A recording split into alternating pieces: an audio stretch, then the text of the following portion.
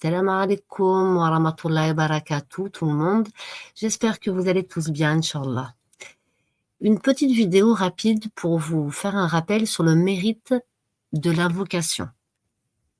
Allah subhanahu wa ta'ala a dit dans le Coran, la sourate 33 au verset 41, « Ô vous qui croyez, évoquez Allah d'une façon abondante. » Au verset 35, il dit « Les musulmans et musulmanes, croyants et croyantes, obéissants et obéissantes, loyaux et loyales, endurants et endurantes, craignants et craignantes, donneurs et donneuses d'aumônes, jeûnants et jeûnantes, gardiens de leur chasteté et gardiennes, invocateurs, souvent d'Allah et invocatrices, invocateurs souvent d'Allah et invocatrices, Allah a préparé pour eux un pardon et une énorme récompense. » À la sourate 7, au verset 205,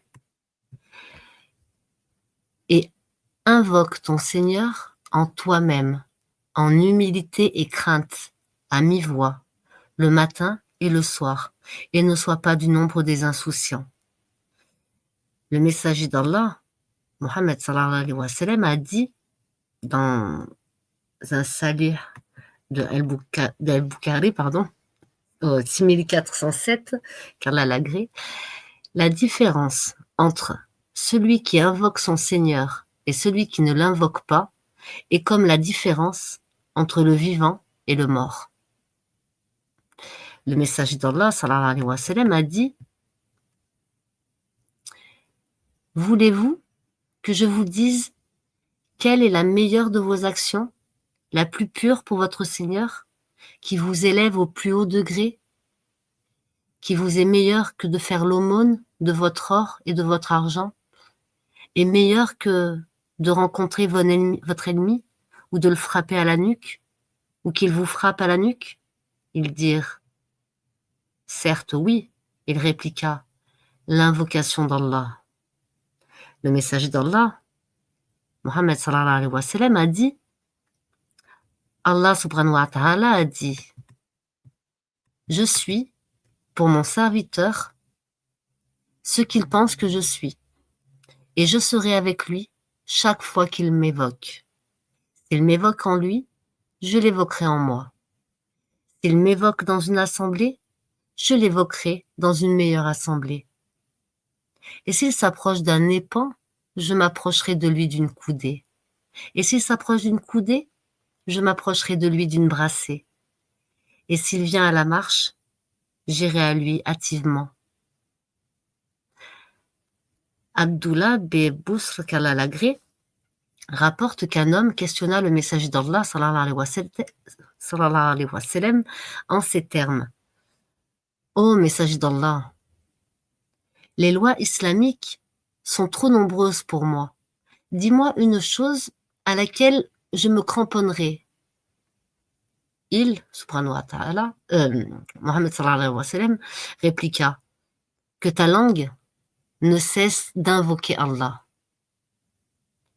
Le messager d'Allah sallallahu alayhi wa sallam a dit « Quiconque lit une lettre du livre d'Allah, subhanahu wa ta'ala, aura une bonne action. Et une bonne action en vaut 10. Je ne dis pas que alif, lam, mim est une lettre, mais alif est une lettre, lam est une lettre et mim est une lettre. » Uqba bin Amir, qu'Allah lui fasse miséricorde, rapporte. Le messager d'Allah, sallallahu alayhi wa sallam, est sorti de la mosquée. Il nous dit alors, « Lequel, parmi vous, aimerait chaque matin aller à Boutan ou à la Kik et en revenir avec 2 belles chamelles sans commettre de péché ni couper les liens de parenté ?»